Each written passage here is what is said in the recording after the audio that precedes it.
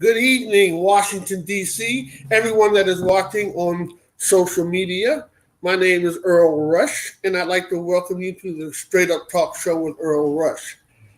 We've had a whirlwind month as Eileen Torres spearheaded a great campaign where we did a tribute to the Women's Tribute Month. We had Nora Suzuki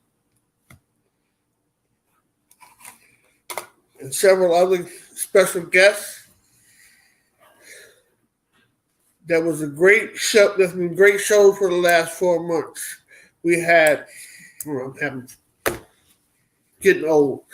Tonight we have Emily Sanchez, DJ Emily Sanchez from the DMV, DJ Christina Morrison from Vancouver, and we also have DJ La Coqui.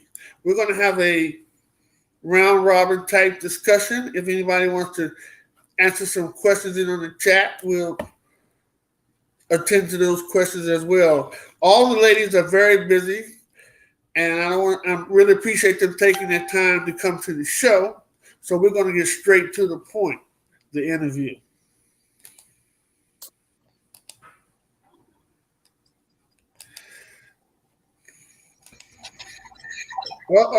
Okay. Guys, let's go. There we go. All right. Ladies, how are you doing? Great. How are you, Earl? Good. I'm doing pretty good. I'm excited. I haven't talked to interview all for a while, and we wanted to show the ladies some love who've been in the female DJ business, salsa mambo DJ business, and we wanted to show you guys some love as well. So we're going to be asking some questions that people may want to know about you guys, and we're going to do a round robin type situation, whereas we'll be asking all the questions to you all at once, but I will just dictate to who's going to take the question at the time. But before I go any further, I would like all of you ladies to introduce yourselves, tell what your stage, your DJ name is, and what your real name is, and what year you started becoming a salsa DJ. We're going to start with Christina Morrison. So my name is Christina. I don't really have a DJ name. They tried really hard to come up with a good one for me for a long time, and no one came up with anything, so it never got one. I've been DJing since 2005. Okay. Emily? Hey, so my name is Emily, obviously. Thanks, Earl. My DJ name I chose La Taina, and I started DJing around like the early 2000 time frame. It's been several years since I've last DJ'd. So, yeah, pretty much it. All right. La Coqui? My name is Beth Fuentes, and I am DJ La Coqui, and it's been close to 30 years DJing. Wow. Can't even tell you the year. 30 years. Wow. I haven't even been dancing salsa that long. Wow. That's great. That's great. Well, she's awesome. Okay. Well, also later on tonight, DJ La Coqui has the show. Tell them the information so they can watch the show on Tuesdays and Thursdays, and the station and the URL. You can log it into worldsalsaradio.com, and my show is on Tuesdays and Thursdays from 7 to 9 Pacific time. Okay. The name of the show is Sabor Boricua, and I play Puerto Rican music, but also New York, Venezuelan, Colombian, and Cuban as well. Oh, And everything that is new. okay. And the classics. All right. So it's worldsalsaradio.com. Yes, I remember when you came to DC and you received an award from Eileen Torres for Women in Salsa. So that already let me know that you are an awesome lady, or you would have gotten an award from Eileen Torres. So Thank you. You don't remember me that day. It's not important. I do remember you. I do, but I was quite nervous. Oh, all right. Okay. All right. Well, I remember your set. It was bomb, and I have listened to your station. And again, that's www.worldsalsaradio.com, guys. It's a great station to check out. I know they got a lot of internet radio stations on, but this one's really hot. Okay. All right. So we're going to start with Christina. Christina, what made you want to get into becoming a Latin DJ, a salsa mambo DJ? It was a little bit by accident, I think. I play saxophone, and I was playing in a salsa band, and I didn't know any of the music. I don't even know how I really ended up in the band, but I met Tito Puente at Jazz Alley in Seattle in about 98, I think. And he sat down with me for a couple hours backstage and gave me some good advice about what it's like to be a female musician in the Latin dance industry when I am not Latin either. And all of his advice was really, really helpful. But I didn't do enough about it. I didn't really learn who the musicians were, or any of the songs we were playing. I was just happy having fun and dancing and playing and making money. And a few years later, I accidentally ran into Ray Barretto at the LA Salsa Congress, and I didn't know who he was. And he was sitting next to me in the audience watching the dancing. And I asked him if he was there to watch somebody perform. And he was like, "No, I'm here to perform." And I saw him as a dancer. And so that night at the concert, he pointed right at me and said, "All you dancers who think you know something should learn a little more about the music," because I didn't even know who we were performing to. I didn't know anything. And I was so embarrassed. But back then in Victoria, we didn't have anywhere to learn about the music. There were no radio stations. We were the only band. You couldn't buy the music. If you walked into the CD store, they would laugh at you and say, "No, if you return it, we can never sell it again." So they wouldn't even bring it in for us. So we used to get CDs from La Sirena Rosa in Seattle. He would fly me boxes of CDs on the float plane, and I'd go down and just pick up whatever he said I should listen to. And that's sort of how I got started listening to it and learning more about it, was because I was so embarrassed by what Ray Barretto said to me. And then I guess I walked into one of the salsa clubs and started complaining about how bad the music was. And they said, "Well, if you can do better, next week you're on." And that was what started it, actually. Wow. So. Okay. All right. So, Emily, what made you start wanting to become a salsa DJ? Wow. I think, well, this was back in the early 2000s, right after I graduated from college. And fortunately, I grew up with the music. Both my parents are Puerto Rican. My father was born and raised on the island. My mother was born and raised in Brooklyn.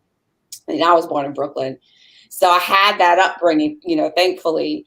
Kind of broke away from the music, being the typical teenager, getting into, R&B, hip hop, whatever.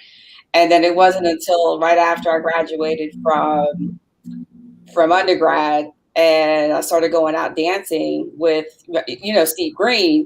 This is when I was living in Richmond. Right. And so after getting into the dancing, etc., and there was really hardly any salsa nights, anything happening in Richmond. And, I'm listening to him play and I'm just sitting there like, I could do this too. I love the music. I could play it. I love the, just being up there watching the people dance to the music that he was playing to. I was like, man, let me take a stab at this. Music was in my blood. I was raising it. So I just decided, all right, I'll get my own stuff. And it just kind of took off from there. So that's pretty much how it started. It was down in the Richmond area. Yeah. Okay. La Coqui, what about you? 30 years. Wow. Mine, like Christina, it was an accident. I went to a corner bar in San Francisco, and it was here. Back in the day, there was a lot of people from Puerto Rico stationed in the military, right? So they used to go to the club on Wednesday night. And the manager said to me, "You're Puerto Rican. Can you play music?" And I said, "No. I know the music, but I'm not a DJ." "Why you don't bring your vinyls next Wednesday?" And that was the beginning and the end. Wow. On a Wednesday night, they used to bring instrument, conga, bongo, maraca. You know how the Puerto Ricans are. They make a party out of nothing. Mm-hmm. So it was on a Wednesday night. Brought some, remember the milk, the carton? And you put the vinyls there, you say, "Oh, that's how it started." Wow. Yeah. Wow. It's been very sweet. Okay. So let me ask you this, La Coqui. who were some of your favorite groups when you first got into salsa? Or who were your favorite groups? Your favorite singers or favorite scenarios? Willie Rosario, Roberto Roena, Boy Valentín, en la orquesta de Roberto Santa Rosa. Yeah. My sonero, I got Malvin Santiago and Yeah. Chamaco Ramirez. My favorite singer, Frankie Hernandez, Junior Toledo. Okay. All right. That's Crema. Yeah. All right, Christina. Who are my favorites? Yes. Well, first, I agree with everything DJ Coqui said. Puerto Rican salsa is where my heart is. We go there every year and I can't get enough of it. And that's always been my favorite. Tito Puente, because he was the very first person I ever heard play music. I think I was 4 years old and I saw him on TV and decided I was going to be a Latin dancer when I grew up. And that was that. So he was definitely the first that I fell in love with. And then for me, music has such an emotional connection and so many memories tied to it that my favorite bands are always the ones that I've had the chance to meet personally and have personal experiences with. Mm-hmm. So like Dom Perignon in Puerto Rico, he's come to a lot of our shows. He's taken time to talk to our dancers and explain the music. Ray de La Paz and Spanish Harlem Orchestra have given us so many opportunities and so much of their time. Ray Barretto, of course. And I luckily got to sit down with him after I embarrassed myself and talk about music and DJing before he passed away. So I feel like I made up for that a little bit. So Andy Montañez too, he gave me the opportunity to play with his band. And so now anytime I hear anything by Andy Montañez, I just blows me away. Wow. Okay. You're dropping a lot of names, big names there, girl. You had some blessed experiences. That's great. I don't know how it happened, but I feel so fortunate that I've met so many people, and lots of people have helped me along the way. I wouldn't be doing any of this without their help. Definitely. I was in that Congress with Ray Barretto was there. Wow. I was playing there. Wow. Did you see him point me out? No. Christina, where did you and I meet? Was it Puerto Rico or was it in the New York Salsa Congress?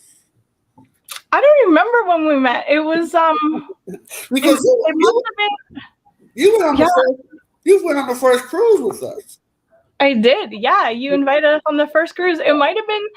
I've been to Puerto Rico since 2003 was the first time I performed there, and I've been at the New York Salsa Congress every year since the very first one in the Catskills. So I don't remember the first one that we met at, but it was definitely before the first cruise. Okay. All right. Okay. So, Emily, you had the opportunity to play at the great Zanzibar in the heyday of golden years of salsa. What was that like, and how did that work out for you, and how did you make that happen? You know, what's interesting is Eileen invited me to play, and I almost turned it down because no lie, just being totally transparent, I was so scared and nervous because I've been there. I've danced there. I was driving from Richmond, and if you're not familiar with the area, that's like an hour and a half or so driving one way. Right. That's how hardcore I was about it. But fortunately, my parents live like maybe 45 minutes south of there, so I would stay overnight at their house whenever I would go to DC from Richmond. But Eileen invited me to play. And I almost said no. I was like, there's no way I could play. And I was like, there's no way. And my friends convinced me to do it. And I did it. And since then, I kept going back. And then things happened at my job. They shut down. So I ended up moving a little further north. So she invited me to play more often at Zanzibar. Right. And that's how I got my foot in the door with her over there. Yeah. Yeah. And I almost turned it down. I was just that scared. It was like, there's no way. So, I always mess with him.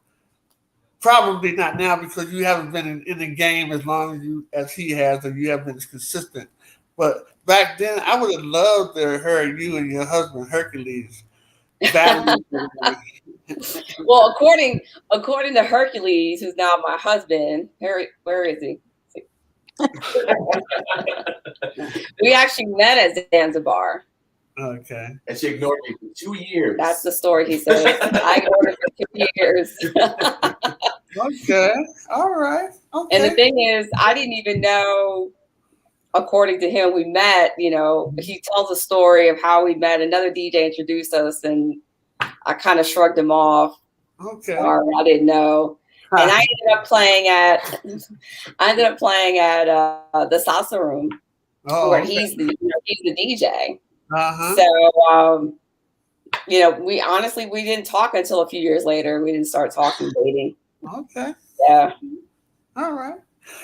So, La Coqui, tell me a little bit. Give me the Mambo Clave Skinny on World Salsa Radio. Can you say it again?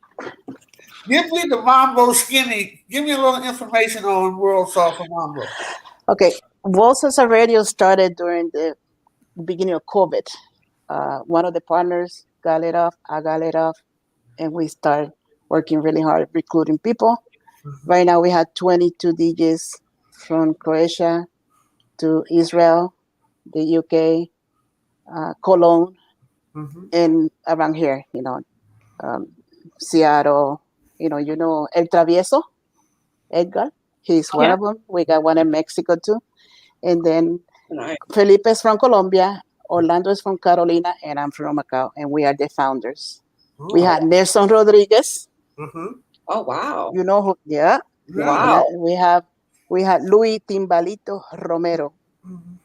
Well, you got my main man, Corwin, played as well. Yeah. Him too. Yeah. He's good. Yeah. You know, so it's a lot of fun. You know, we have somebody from Lithuania also, and 2 from Spain. Oh, wow. But we need more ladies. Mm-hmm. We need to balance that. That's not fair. But they agree. They like that. Okay. And, you know, we have meetings once a month and stuff like that. Yeah. Well, we'll probably sometime or another. I know Eileen's like, well, when are we going to address the elephant in the room? You know, what are some of your guys' experiences? I'll start with you, Christina. What have you experienced? Have you gotten a lot of advice? You need a lot of skepticism from male DJs since it's such a male-dominated industry? I got both. I got a lot of support from Henry Knowles. Actually, when I very first started, I got support from him more because I bugged him until he wouldn't. I would go to the Copa in New York and sit next to him and ask him questions about every single song he was playing until he got sick of me. And then he would finally start inviting me to come sit next to him, and he would just tell me everything about everything, so I didn't have to ask anymore. So that was a really big help when I first started trying to learn about what was what, and he gave me a lot of advice about how to put together a set for dancers to make it flow properly and things like that. So I really appreciate that. And then, like I said, a lot of the musicians have been helpful with sending me music and telling me about who else I should listen to and who their favorites are. Mm-hmm. But actually DJing, Eli Irizarry gave me the chance to DJ at the Puerto Rico Salsa Congress. And when I set up to DJ, I had one woman in the audience come up to me and tell me to let her know when the real DJ got back. Oh, my God. Because girls don't DJ, so my boyfriend must be in the bathroom, and when he was back, let her know.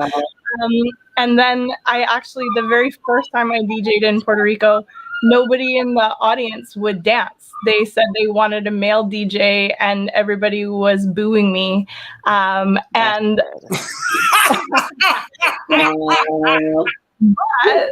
Ray Barretto told me that if that ever happened, I should play Warare, and they would not be able to sit down. So that's what I did, and he was right. And everybody danced to Warare. And then after that, I ended up DJing longer than I was supposed to, and people came up and thanked me after. But that was a pretty intense moment of feeling like I wasn't very interested. Okay. La Coqui, you've been doing this for 30 years. I'm sure you've had a lot of positive experiences and also probably some negative ones as well. Yes, a little bit of both. But you know what? It's about the music. It's not about their drama. It's Yeah. about me playing the music and showing that I am Puerto Rican and I'm showing my cultura through the music. Right. Okay. So yeah, I got the same. I'm taking a break from the DJ booth. I go and ask the person, there's my wife, where's the DJ? Mhm. And she say, it's outside. And he goes, oh, the DJ, he is outside? And she say, no, she is outside. It's a her. She's Yvette Fuentes, DJ La Coqui. And you Yeah. can get it and you take it with a grain of salt Ooh. and move on. Ooh. You know, we have what it takes to play music. And sometimes we are even better than they are. But they had this beast, I don't know what to say, an ego. They think this is a boys' club and only them are capable to play good music. Ooh. We have to work harder sometimes. But you know what? At the end, your dance floor is full. Yeah. Yeah. Okay. Oh yeah. All right. Well, Oh, Emily, tell us yeah. some of your positive or negative experiences. I've I've had like the two other ladies. I've had both positive and negative. I've gotten some, welcoming, you know, people embraced it. It's like, wow, good to see a female DJ, thumbs up, cheering. I've also had my share of, you know, no, how can I say, negative stuff. I had one DJ, I think it was, remember Club H2O? Yes. Remember that club? So one night I was DJing and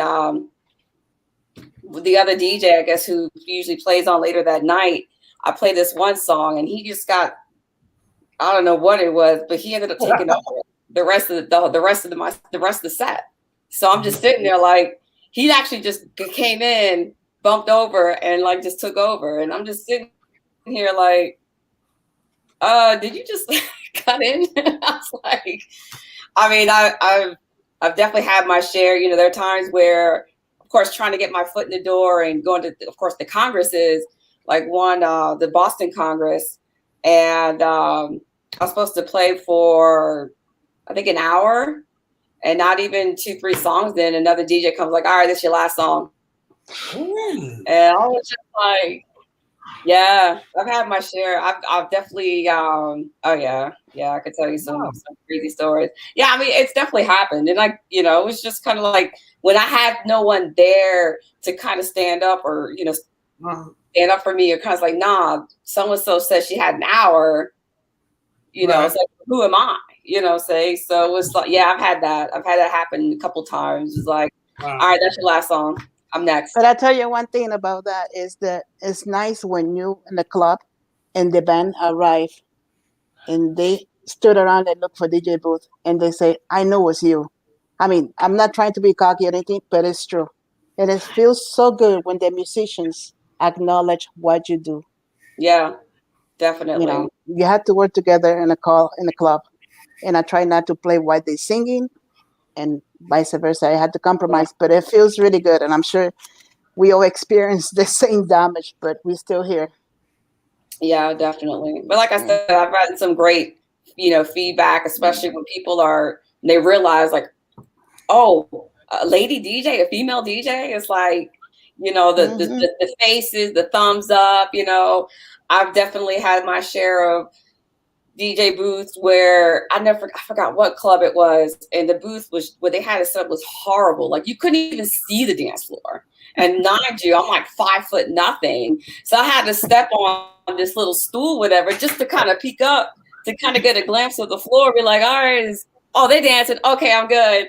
It was just, once people kind of realized, like, oh, you're DJ, and it was just a lot of great feedback. But I've also had my share of other DJs kind of just stepping in on my toes. Like I've had it happen several times. Like, all right, that's your last song. I'm next. Wow. And it's definitely other places I played at. I've definitely had I'll never forget this one guy as a bouncer, and he was just hitting on me, and he's married. I knew he was married. Other people, and he was just not trying to hide it. And I was like, nah, I just want to play and get Right. So I've definitely had my good share. And, with Will, when we, actually before we started dating and I was DJing with him, I will say one thing about him is he never stepped on, actually not just my toes, but anybody's toes. Like he actually would leave the booth to make sure that whoever's DJing next, they had it to themselves. Like, he stepped away. He always had that respect. So that's definitely one thing I've always admired about him. But yeah, I've had a lot of good positive.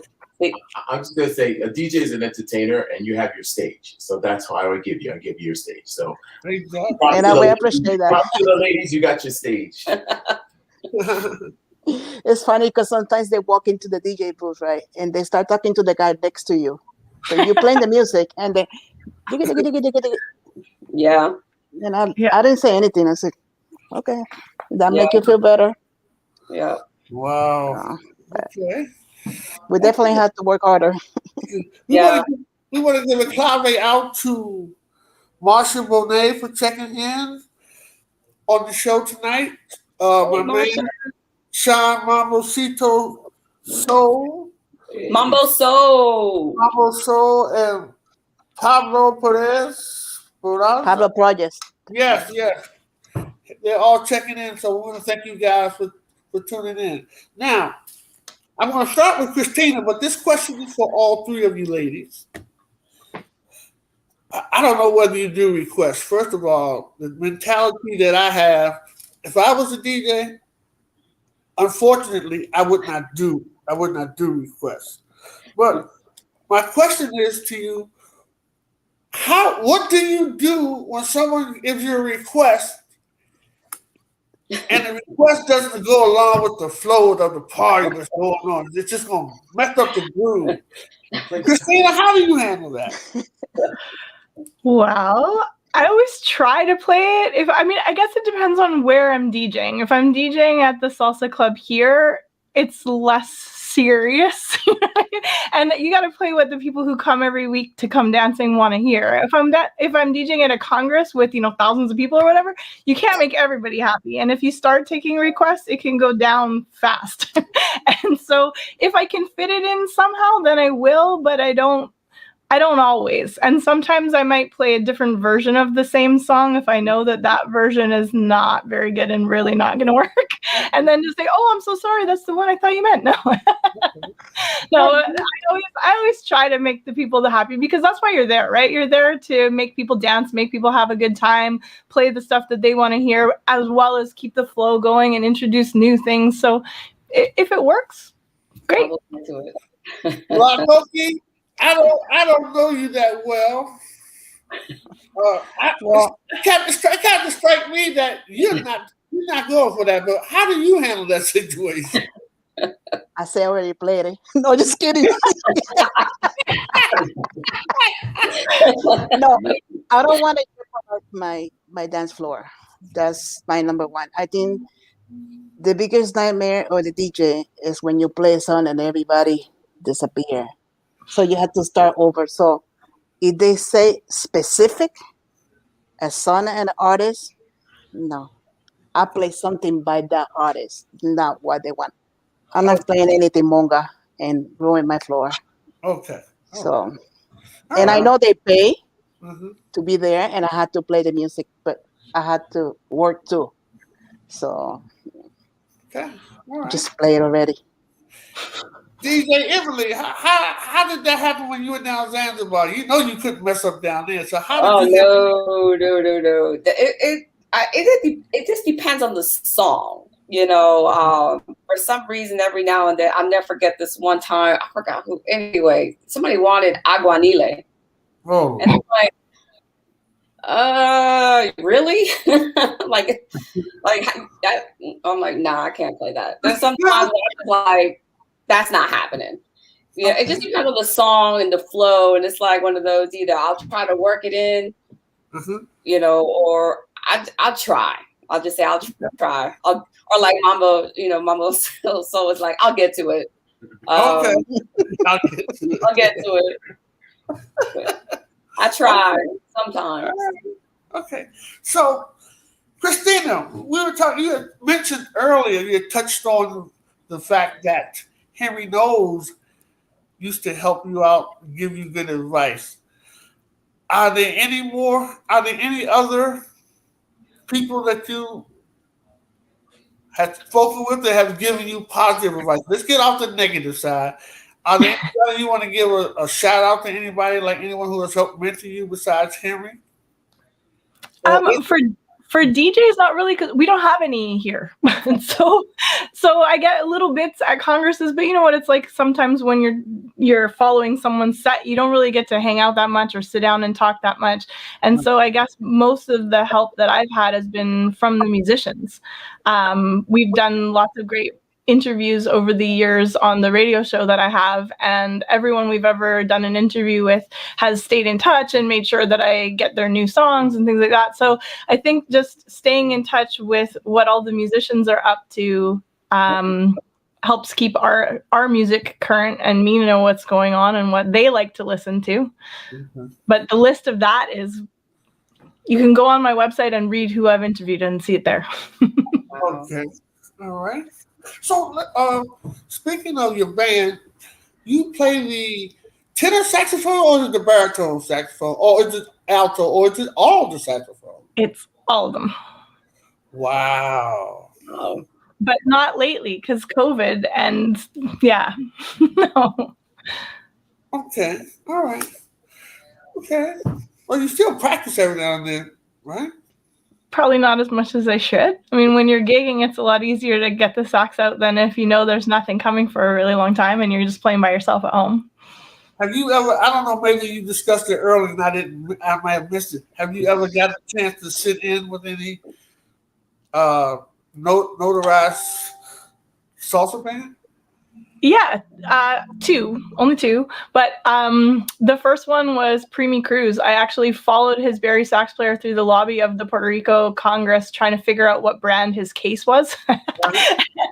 and they didn't believe me that I was a Barry sax player. So while I was in the audience that night, he was like, "You come here," and he handed me his that was Sammy Velez handed me his sax and said, "Here, sit in." And Primi Cruz let me for a couple songs, so that was great. And then a few years later, Frankie Perez, I was in the audience when he was playing with Andy Montañez at the Puerto Rico Congress. And during one of the set breaks, I got surrounded by the sax section, who handed me a shot and said, "You're up, let's go," and pushed me onto the stage with the sax. And that was unbelievable. I'll never forget that. I'm really, really fortunate that they let me do that. Nice. La Coqui, did you have any other positive advice from any of your male competition when you were coming up, when you first started? Or did you have to do everything on your own? No, there was only one DJ, and she did the radio most of the time. Mm-hmm. I don't know if you heard Chata Gutierrez. Okay. And, basically I was on my own, reading a lot, listening to music, and I was very fortunate. Okay. All right. Now, I remember your set at Zanzibar. I remember the music was great. But I can't remember that far back. Do you dance salsa? If I cannot dance, I will not play. Or if I can. Okay. I didn't know how to dance when I was a kid. Mm-hmm. The salsa kind of intimidates me because in Puerto Rico you dance with your hand, with your cousin, with the broom. So kind of you listen to music, but I was intimidated. I played music. I played congas and timbales, but I didn't know how to dance. After I become later on in my life that I learned to dance, and I got this thing that if I cannot dance it, you're not gonna dance it. Like, don't ask me to play aguanile. That's 120 miles per hour. That will make people sit down for sure. Let me ask you this, La Coqui.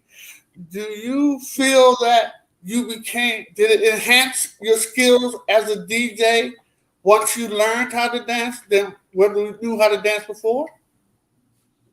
I learned how to dance listening to the music that I play. Okay. All right. All right. So do you think that you're a better DJ because you do know how to dance, or do you think it doesn't matter one way or the other? I think it's related. Okay. I really think, like if somebody asked me to play Sonora Carrusoles and I feel like I cannot dance to something that fast, Okay. I wonder how many others not gonna go to the dance floor because the same reason. Okay. So it's all related. If you keep the tempo, Yes. people's gonna go and drink something and come back, but it's the same Ah, beat. okay. Okay. Emily, besides Hercules, and I would imagine Stephen Green probably gave you some tips as well. Did you have any other male competition give you any positive advice in the game? I lost touch with him. That's made me realize I gotta get back in touch with him. But there was a DJ out in England, Ricardo, that I met years back at the Boston Congress. And we remained in touch for years. He sent me a lot of music. He was a collector. I'm talking hardcore collector. He taught me a lot as well. Of course, I grew up with my parents listening to, Ponceña, Gran Combo, Barreto, all, those. And then there was just some other, like Ricardo just kind of like took me to a whole nother level, learning about different artists and all it just like blew my mind, all this music that I was just like, where is all this from? So he definitely, he helped me out in many, many, many ways. We became really good friends. Lost touch. I need to get back in touch with him. But he definitely helped me immensely as well. Also, I don't know, is DJ Chris, is he still playing? He's more in the DC area. Because I used to listen to him. That was when I first got into dancing, actually, when Chelsea's was open. This was, if you're from DC, the DC area. I used to love everything he played, and of course, I was always an admirer of Henry Knowles. That was another one. I had the pleasure a few times just being in the booth with him. I didn't interrupt him. I was too scared. I was just admiring his work. I was admiring his work, and I was just sitting there like, wow, just mind blown. But yeah, I got pretty good advice, especially from my friend, Ricardo. Okay. All right. La Coqui, some people give advice, some people don't. Do you have any advice for any females who have an inkling of thinking about getting into the game, or you don't give advice? I don't give advice to people. I had to say, if that's on you, follow your dreams, because everything is possible. Okay. This is not a boys' club anymore. Okay. We have the power. Okay. So follow your dreams. Read, educate yourself. If you have a radio, talk about the music. Right. Play the new generation of music. You respect the old generation, but you have more coming up. The Puerto Rico are exploding with new talent, so they need as much support as the OCATs. So follow your dreams. All right. Emily, do you have any advice that you want to give an upcoming wannabe DJ, female DJ? The same thing with La Coqui was saying is definitely, if that's something in your heart, you really truly want to get into it, is, definitely, pursue it. Just know that it's going to take some time and work. And especially now that there's internet and you have groups and stuff. I didn't have that when I was coming up. Yeah, internet, but we didn't have the blogs. We didn't have all these, like Instagram Live and all this other things that you could follow. It was just kind of like you just had to, maybe finding the right person and right people that were doing the same thing that wouldn't mind helping you along the way.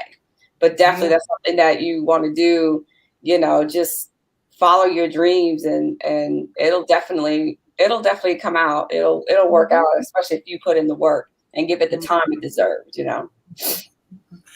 Christina, do you have any advice that you would give someone?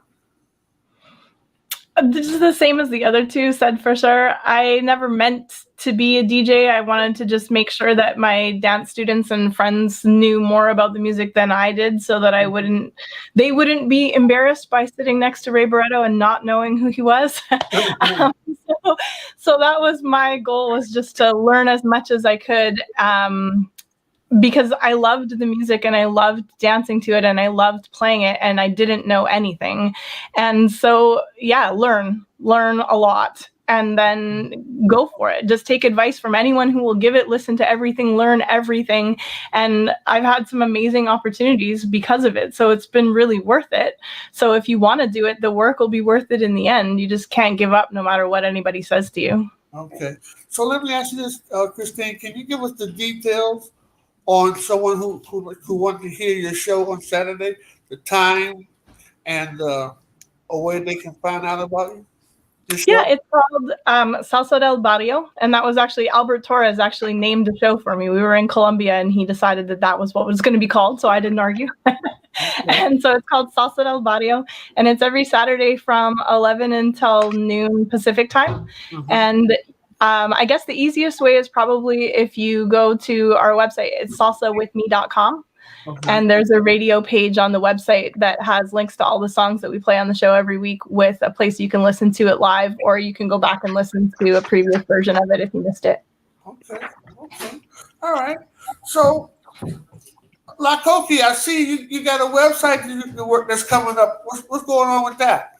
Oh, I just need to click publish. It's done. Okay. Nice. So the website had a section of what's new, what's hot. So as I get the singles from the artists everywhere, I put the photo, a little bit of bio, and the song. And that changed like every day. I keep adding some. So there's a 200 song playlist nonstop, different types of music. There's also a link for my radio, because after we finish Sabor Boricua, we do a SoundCloud account and we put it in that website as well. And that is the Salsa Radio also. Okay. All right. Yeah, let me know when it's published. I clicked on it. It says it's coming up, so I'd be interested in going through it, checking it out as well. Maybe tonight. Okay, that's right. You got a show coming up tonight. It's okay. What is the website so we can watch it? Listen to the radio. No, tonight. What is the address of your website going to be, so that when it's live we can go find it? SaborBoricuaRadio.com. Okay. I'm hanging the Sabor Boricua for 20-something years. Okay. All right. Okay. So, do you have any plans for the future after if they possibly can get this COVID under control? What are your plans for the future, Coqui? You know, I've been DJing in a club in San Francisco, and last year is supposed to be our 24 years. Wow. And the COVID ruined everything. I heard that the club is opening on April 1st, and they say it's not April's Fool. So it's a girls' club. We get up to 800 to 900 people, girls, the fourth Saturday of the month, and it's been running for 24 years. Wow. I'm hoping I can go back. And if not, I like the radio. I don't have people play this, do this, do that. I like to listen to all that I have back there. I get it. We'll see. Nice. Okay. So Emily, you're not doing that much DJing. You're into Zumba classes. Tell me about that. Tell me how you got into that and how's that going for you. You know, what's funny is now that one was, I don't even know if you want to say an accident. It was like, hey, why don't you just do it? And I was like, do what? What's a Zumba? I don't know what it was. And then I was like, okay, I took some classes. I was like, okay, I could do this. And next thing you know, I was training. Now I think I've been teaching about close to like 10 years now, doing Zumba, and I'm now doing Aqua as well. Doesn't mean I stopped listening to the music. That will always forever be in me, always. And then, of course, I married a DJ. So you know, definitely. See, he's always got to be. I love him. I really do. It's definitely. It's funny because even little things like cleaning the house. When you're married to a DJ, you have big speakers and it's loud. So when he comes home, I have salsa blasting in the background while I'm cleaning or supposed to be cleaning, and I'm dancing in the kitchen or I'm dancing in the living room because the music is going to forever be a part of me. Even if because I'm not DJing at the moment, doesn't mean that I've stopped listening. That's never going to be the case. But you know, yeah, just because I teach Zumba and Aqua, you know, fortunately with him, there are times where he goes online, and that's been a while for him too. But you know, yeah, of course, life took over. My job, you know, really picked up. Thank goodness. I'm, you know, forever thankful I'm employed. But doesn't mean that I, you know, stop listening to music. I still listen to all various radio stations, whether it's in Puerto Rico, New York. But now that I have, I got two more. Now 2 more, you know, I got Salsa de Barrio and Sabor Boricua. So now I got other Salsa radio on my phone, and you know, just continue keep listening and share the love. You know. You know, one thing about the COVID, I have learned that there's so much music out here that I never even could dream of. You know, and like you said, now you got another station. I listen to Nancy Alonso's Salsa Empire. I listen to Mambo Soul. I listen to the Cold Beat Party. Now I'm going to be listening to La Coqui and checking back with Victoria's station. So it's crazy now. Christina's station. So it's a lot of music going on here. So I've seen some of your classes, Emily. It's a lot of work. I tried to join in one time, but I had to be realistic. I said, you're going to hurt yourself.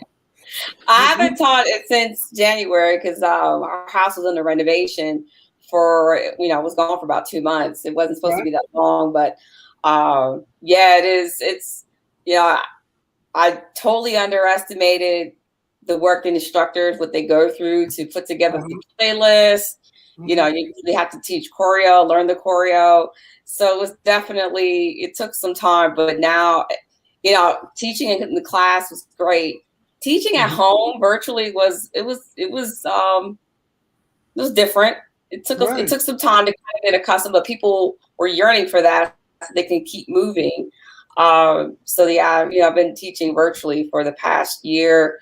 Yeah, almost 1.5 years. Wow, it's been a year. And year, and they just started opening up. Well, where I live here in Virginia, they just started opening up some of the gyms, but they'll only allow like up to 9 in a class.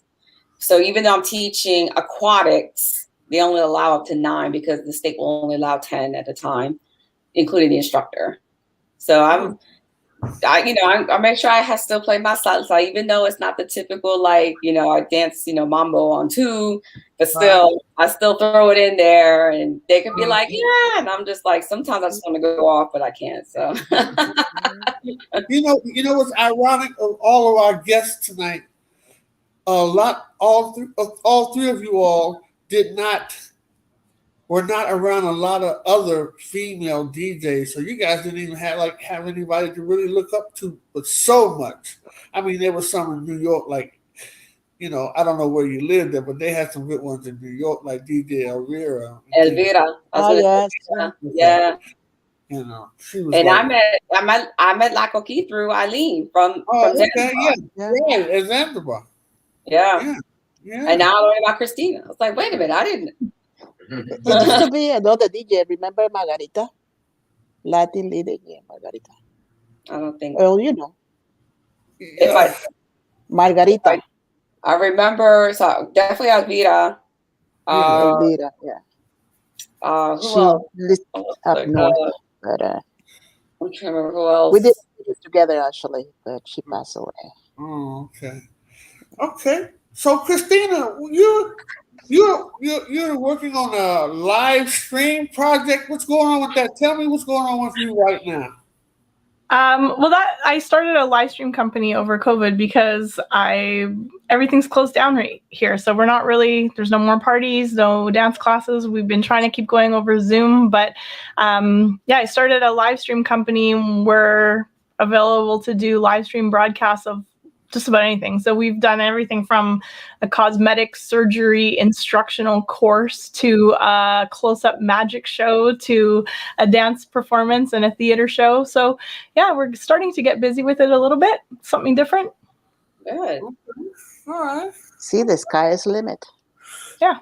Christina always gonna land on her feet. I hope so. You know, yeah, that's some good stuff.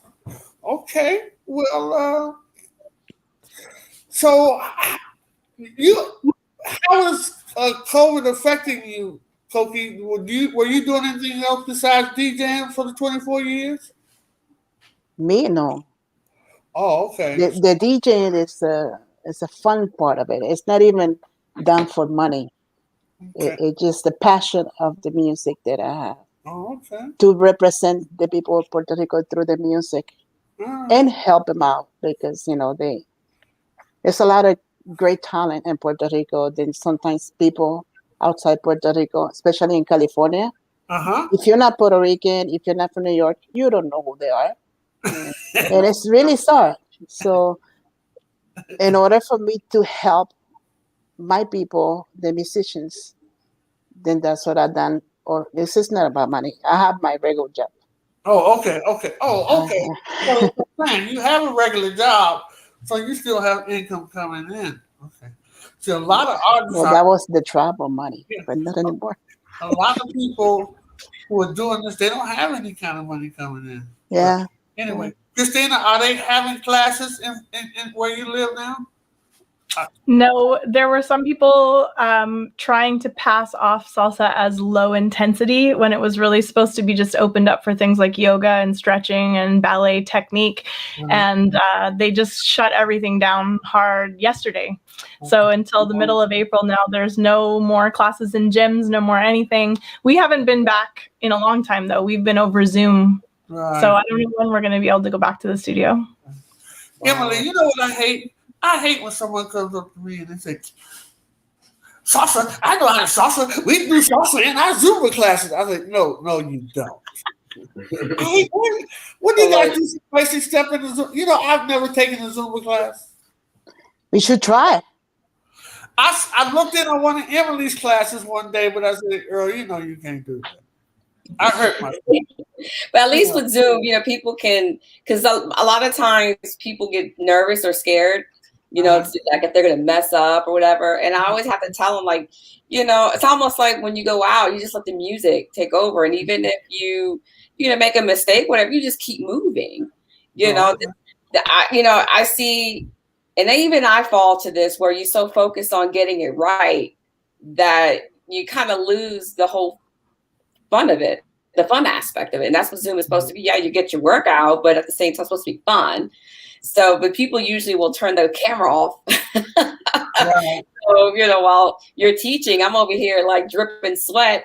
I don't know if they're doing anything, but I know I'm, trying to give the best class that I can and just hoping that whoever is doing it or participating is having fun. So, hey, it is, just I always tell people, don't get so focused on the choreo. Just, keep moving. Even if you mess up, whatever. Hey, I even mess up, and you just got to keep going. You had mentioned Boston Salsa Congress, like you really had a thing about that. Besides that, have you ever been invited outside of your jurisdiction to play anywhere, Emily? No. DJ Christina, have you? Yes. You invited me on the All-Star Cruise when I very first started DJing and gave me a huge chance. So thank you. And also the DC Bachata and Salsa Congress. You had me come and DJ at that. And the very first place I ever DJ'd outside of Victoria was the Puerto Rico Salsa Congress. And then DJ Coqui and I were at a great event in Seattle that was the Women of Salsa Festival at Century Ballroom. And that was an amazing event. I hope they do it again. Okay. La Coqui, I'm sure you have, but I'm gonna give you a chance to answer that question. New Jersey Salsa Festival, Washington D.C., Seattle, no Puerto Rico. Okay. All right. Okay, ladies, we're gonna have to wrap this up. I know you guys are busy and you got other things you have to do than sit around and play around with me. I appreciate you guys for coming on to the show. I want to give a special splash out to Eileen Torres for making the Women's History Tribute happen. She set up all the interviews with all the great people, and they wouldn't have came on the show if I had called them. So Eileen showed some muscle and got the people to come on and got you guys to come on. It's been a great month. I want to give a special splash out to Eileen. Wherever you are, Eileen, I hope you're doing well. Yay, Eileen and I will be back in 2 weeks. We will be interviewing Chino Nunez in a couple of weeks. Nice. So that'll be great as well. You got a new song out. Very nice. Yes. So, ladies. And to go back to Eileen, that was definitely, I'm just thankful that she actually had showed the tribute to women in salsa, because that definitely educated our whole area, especially not only about female artists, but female DJs as well. She definitely made sure the women, got their fair share.